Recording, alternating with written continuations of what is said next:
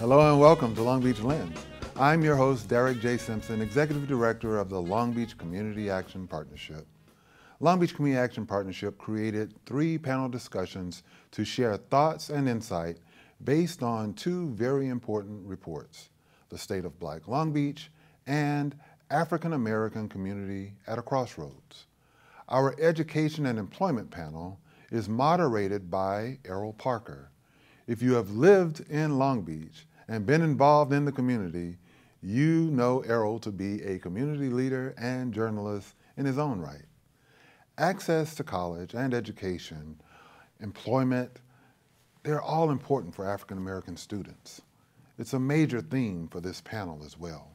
You will note the high profile of leaders in both sectors and their insight into the issues discussed and organizations they represent.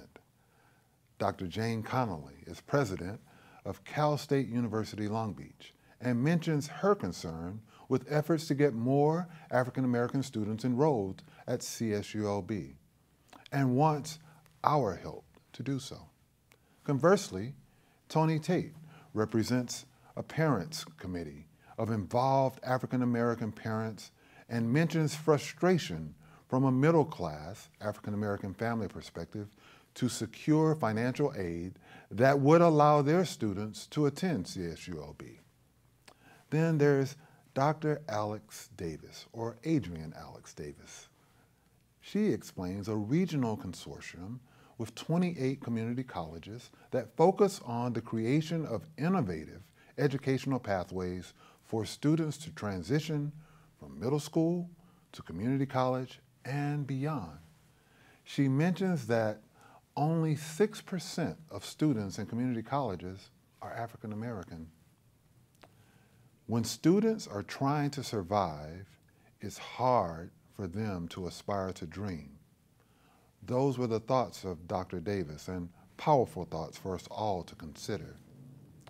Now, Mr. John Keisler represents the City of Long Beach Economic Development Department and shares opening thoughts on the power of the panel and why he even brought his 2 young sons to the event to hear the story of our city's great diversity. 4 powerful leaders making a change in our city and our region. Take a listen. On this panel, we're going to be talking about education and employment. And the panelists are very key in our community to try to assist African Americans in general in getting access to education and employment. They will discuss their role in the general community, but specifically in the African American community, to assist African Americans with access to information and services and help. So let me introduce our panelists. To my far right is John Keisler, who is the Executive Director of the City of Long Beach Economic Development Department. And then next to him is Dr. Jane Connolly, who is the President of the university where I studied, California State University, Long Beach. Next to her is Mr. Tony Tate, who is with the Committee of Involved African American Parents. And then next to him is Dr. Alex Davis, who is the President of or the Executive Director of the Los Angeles County and Orange County Consortium, and she will explain that to you. 4-year graduation rate for African Americans has doubled in the last 5 years. And the within 6-year graduation rate has increased by 35%.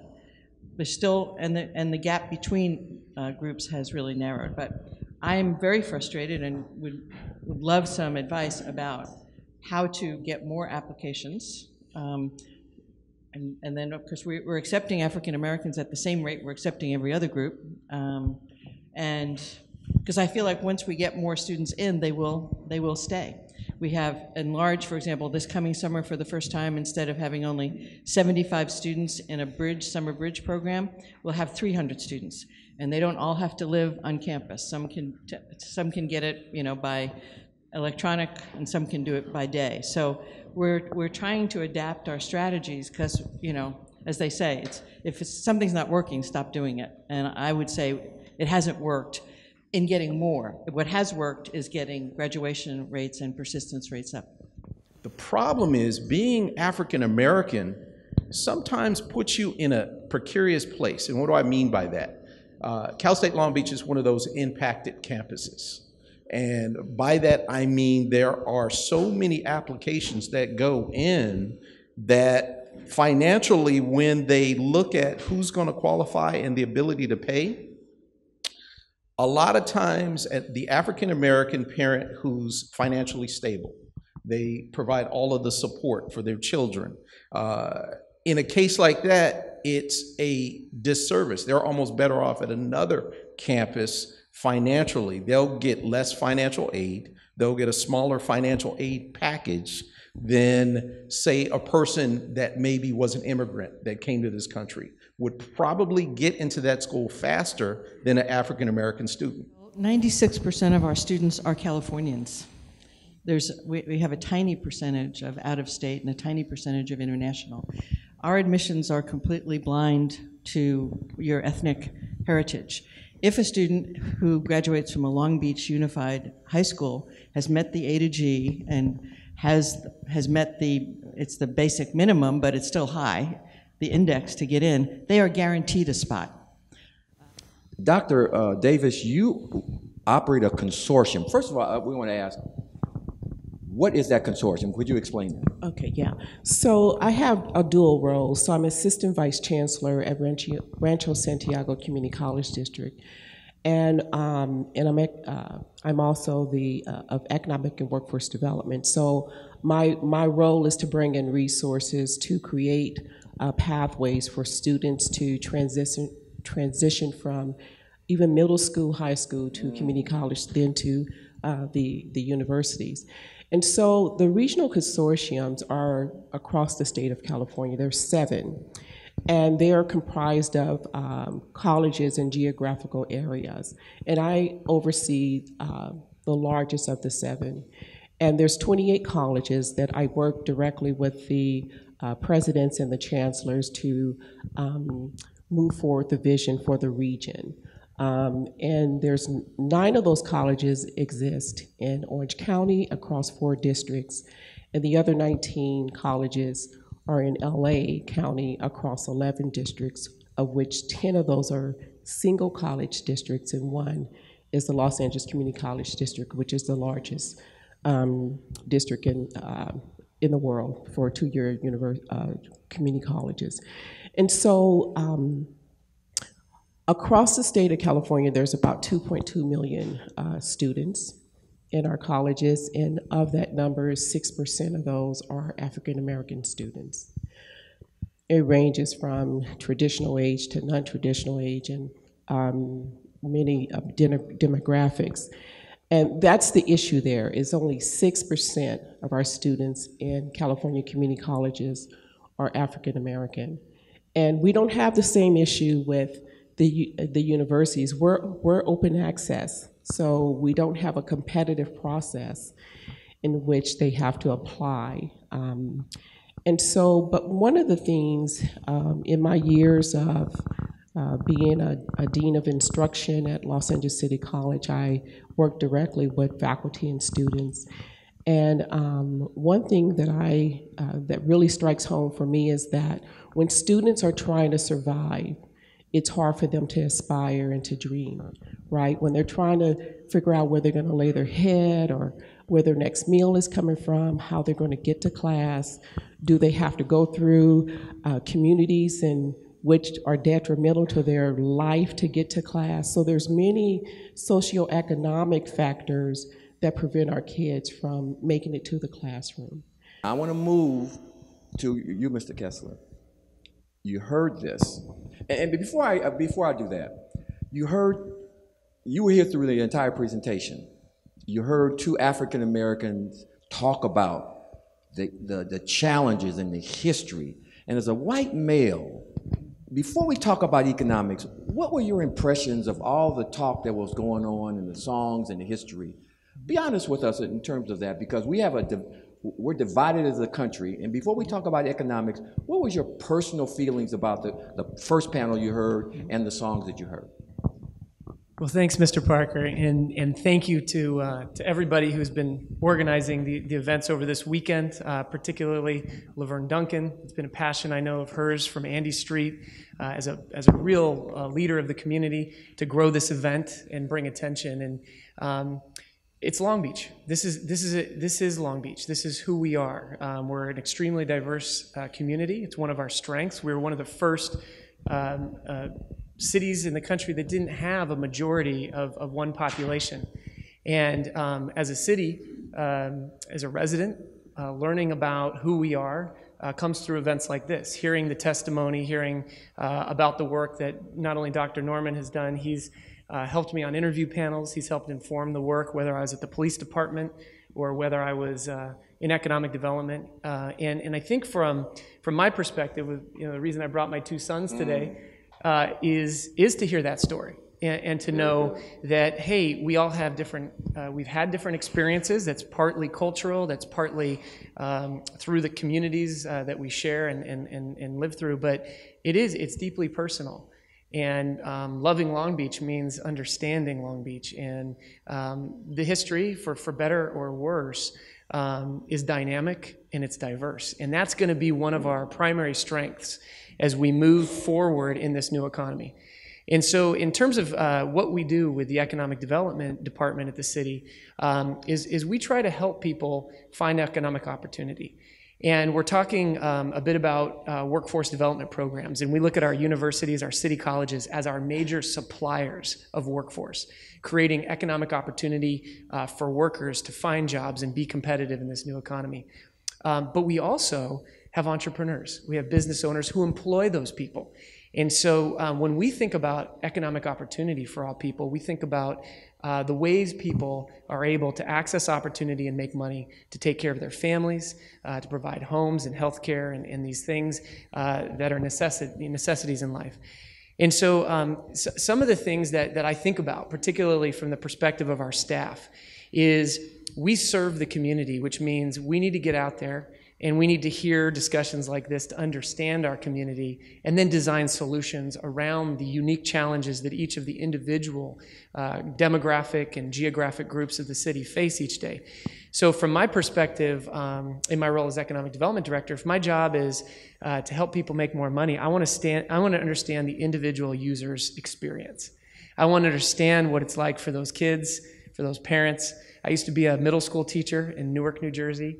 And that experience really opened my eyes to the challenges that families face, generational challenges within the cities in American cities.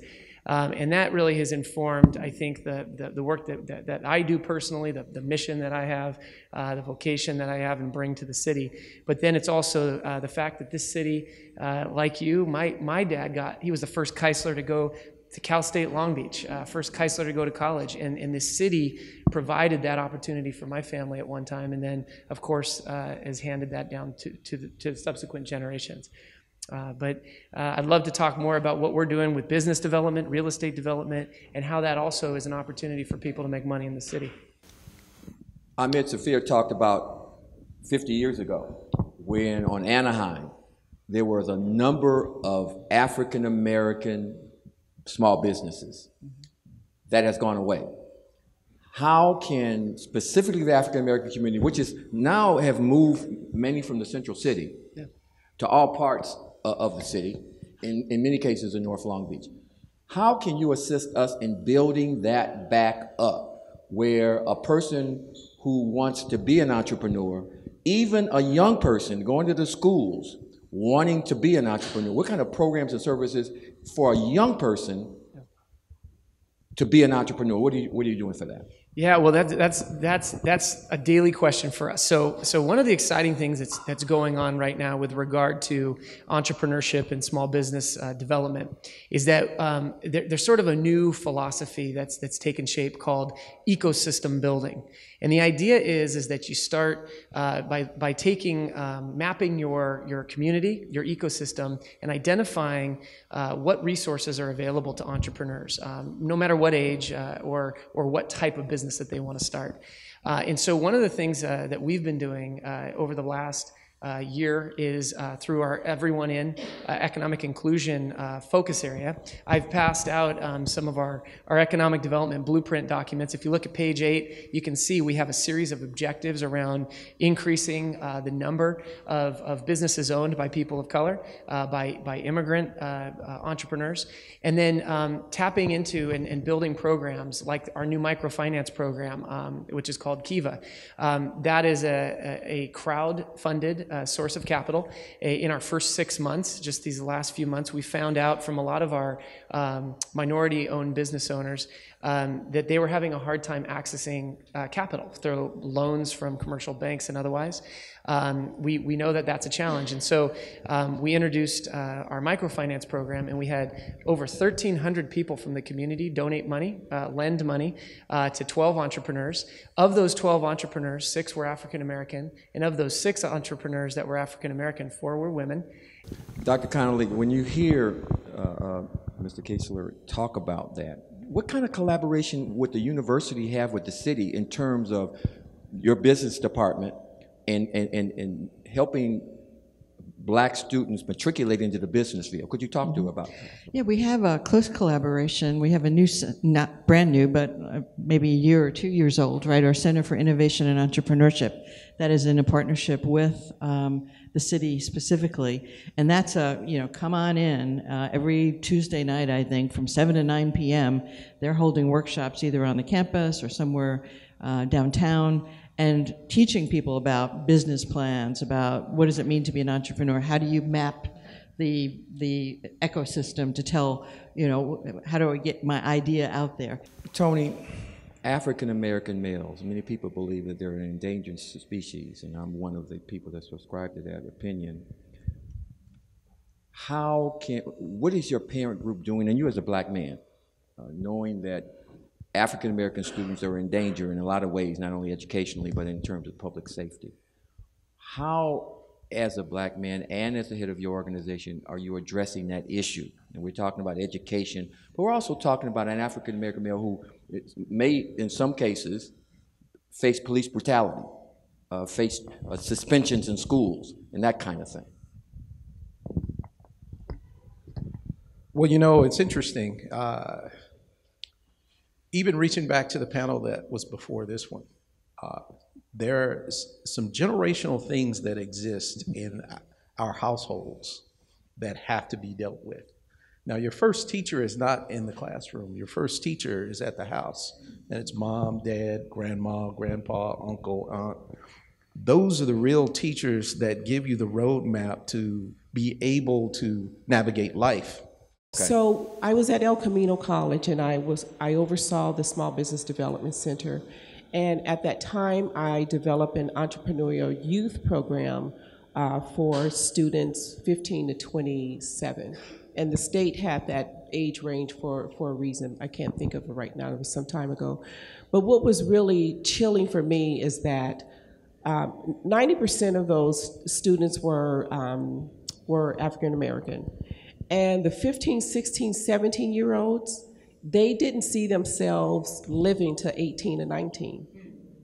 And so that's a lot of our kids, because of the way our kids are being murdered and taken out, they just don't see themselves reaching 18 and 19. That's chilling. As always, Errol did an excellent job of eliciting meaningful dialogue from our guest on that particular panel. I really appreciated the candid conversation between Tony and Dr. Connolly, 2 leaders that I have great respect for. Now, this panel discussion, as well as the other panel discussions in this series, can be seen in its entirety at patnet.tv video on demand and on Patnet's YouTube channel. We spoke with community leaders about their perspective on moving the education and employment agenda forward in a meaningful way. One person reminded us that employees should not have to work 2 or 3 jobs to live a decent life. I would agree with that. Note the comments regarding wages keep up with a cost of living. communicating with political leaders, and the importance of culturally relevant pedagogy in our schools. Take a look.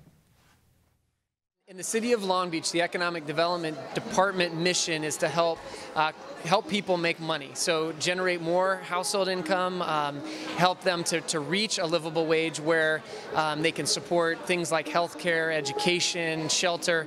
And so we look at a lot of different ways to get there, whether it's business development, owning your own business and working for yourself, working for other people, getting the type of workforce training, education that you need to continue to scale up, and so that your income grows over your lifetime. I believe that employees should be able to go to work and not have to work 2, 3 jobs just to survive. And if you're working that many jobs to survive, you're not living a luxurious life. You're having a hard time taking care of your kids, making ends meet. I believe that, fair work deserves a fair wage. I started working in the days when the minimum wage was $1.25 an hour, my first job. And it was a very tiny check. Our economy has changed. To give you an idea, I think back in those days, well, let's see, I don't think they only had Toyota trucks. A few years later, you could buy a Toyota Camry for about $6 grand. A new one. Yeah, today that car is closer to $30,000. So the wage has not kept up with our economy growth. If a household can't get at least 35% of their home costs covered by their wages, they're considered really challenged and at risk. And so when we look at getting income generation for the entire family, we look at the youth, we look at the providers, we look at all the forms of employment opportunity as well as income generation that they can tap into. So the main thing here that we're facing in Long Beach is the cost of living and how wages in certain sectors, certain types of jobs just don't add up to help families afford the average 2-bedroom, 1-bathroom apartment, or to be able to buy their home. And so that's a major challenge for us. That's a major challenge for living in Southern California, is that many of the jobs, particularly the jobs that are growing, don't pay enough to afford a median house in the city. Rent control. I live in Los Angeles, and I thank God for my job that I make a pretty good living, but I know a lot of people that are 2 or 3 people in one apartment, a 1-bedroom apartment, just to pay the rent. I think rent control is going to be a major thing. Also, an extreme increase in minimum wage is definitely going to be what it takes in order for people to be able to live. It's a partnership when it comes to generating both job opportunities, higher wages, between many different sectors. So you have the employers, you have companies that you want to provide jobs for people. Business owners are self-employed, so they have that's another way that they generate wages. It's the employees. It's making sure that they're getting not only the support that they need from a workforce training standpoint so that they can continue to add value to the company and the company grows. When the companies grow and add more jobs, well, that also creates economic opportunity for the entire ecosystem. So we look at the partnership between the worker and the business owner. We look at also investors who will bring capital to the community, and that circulates to create more economic opportunity for all people. We can hold our legislators accountable for implementing what's already on the works. I think that we can make phone calls, engage ourselves, and let them know at every instance that, hey, this is something that's a long time coming, and we want to see it happen. I feel that our local education system provides a foundation, and the foundation that it does provide can be strengthened. And so you have, through the main tenets of our education system, we have project-based learning, we have opportunities for students to build patience, have creative expression, and so we kind of have the basic tenets of it. What the education system always needs is culturally relevant pedagogy. And so the thing about culture is that it's dynamic and it's ever-changing. And so we also need to really step out of our system in education and into the community to find out what's happening and to find out who our leaders are, both in our families, in our churches, in our community-based organizations, so that they can each one teach one about what it is we need to give back to students to set them up to be marketable in the economy. I'd like to see teachers get more pay so that they are equitable in terms of the private market and the private education system. So I would like to see us attract the same caliber of teachers that they have in the private school system. As a credentialed school counselor, I would say that what's really needed is our connection to economic empowerment and enablement. And so we have a fantastic entity in the city called Pacific Gateway. They have funding to be able to set students up with workforce development opportunities that matter and that make sense for young people. And so I would definitely strengthen up our career and technical education contributions and collaborations with our public school system, both not only K through 12, but at the community college and the university as well. We have all three here in the city. There's no reason why anyone should ever have to leave Long Beach. They need to use the funds that are allocated for minorities in the schools much more effectively than they do now.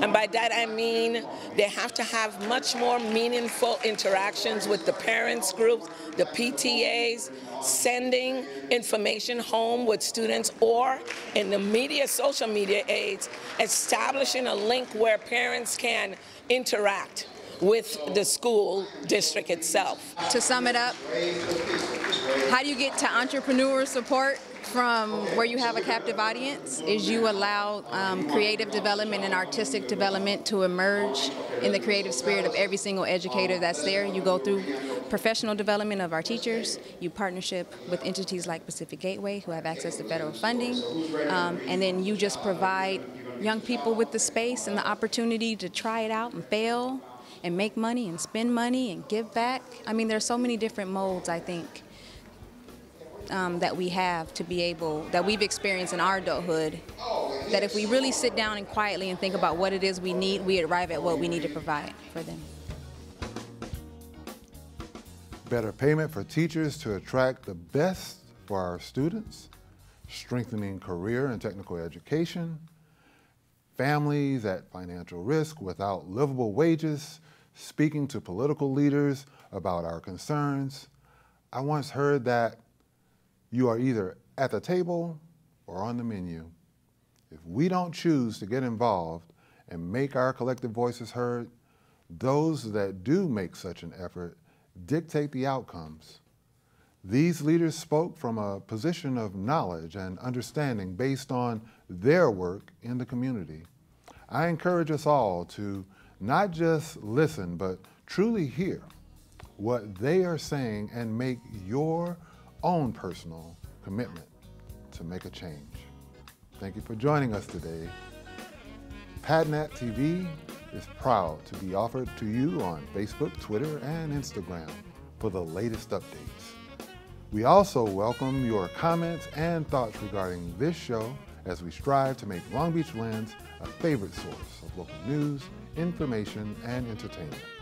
This show has been brought to you with support from the Long Beach Community Action Partnership. Thank you for watching.